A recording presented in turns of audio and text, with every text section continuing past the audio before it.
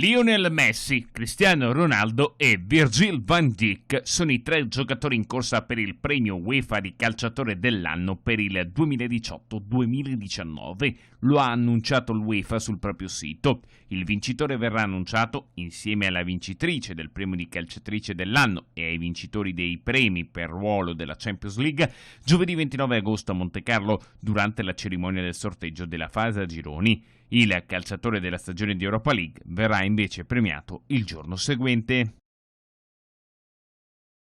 Mario Balotelli è alla ricerca di una squadra dopo la sua esperienza al Marsiglia. Al momento il ritorno in Italia sembra più che probabile, con il Brescia pronto a riaccoglierlo a casa.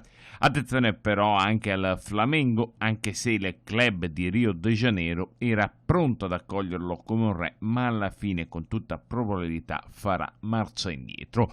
I motivi li ha spiegati la stampa spagnola. Il dietrofront è avvenuto quando ai sudamericani è stata imposta una clausola per la firma di Super Mario, ovvero l'obbligo per il Boavista, club di Serie D controllato dal Flamengo, di assumere il fratello Enoch e farli giocare lì almeno 10 partite. Una richiesta che i rossoneri brasiliani hanno giudicato inaccettabile. Inoltre Balotelli avrebbe richiesto un biennale da circa 4,5 milioni di euro a stagione, troppi per le casse del Flamengo. Arriva un altro rinnovo in Casarova. Dopo Nicolò Zaniolo, ecco l'annuncio del prolungamento dell'accordo di Cengiz Ünder. L'attaccante turco ha sottoscritto un nuovo contratto valido fino al 2023. La S Roma è lieta di annunciare che Cengiz Ünder ha rinnovato il proprio contratto con il club fino al 30 giugno 2023.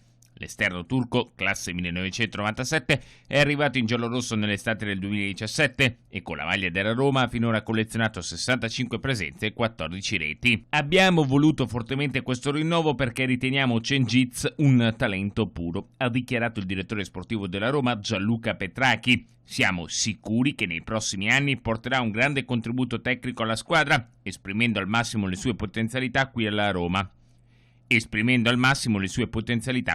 Roma, il posto ideale per continuare a crescere. Sono arrivato a Roma 2 anni fa e da allora, giorno dopo giorno, mi sono affezionato sempre di più a questa città, a questi colori e a questi tifosi, ha commentato il turco dopo aver firmato il rinnovo. È un momento davvero felice per me, ringrazio il club per aver deciso di realizzare il mio desiderio di continuare a giocare per la Roma.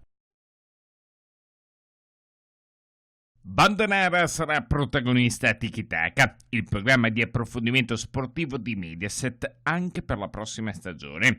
È stato infatti rinnovato il contratto dell'agente e moglie di Mauro Icardi nel suo ruolo accanto al conduttore Pierluigi Pardo, come reso noto dalla stessa Mediaset con un comunicato.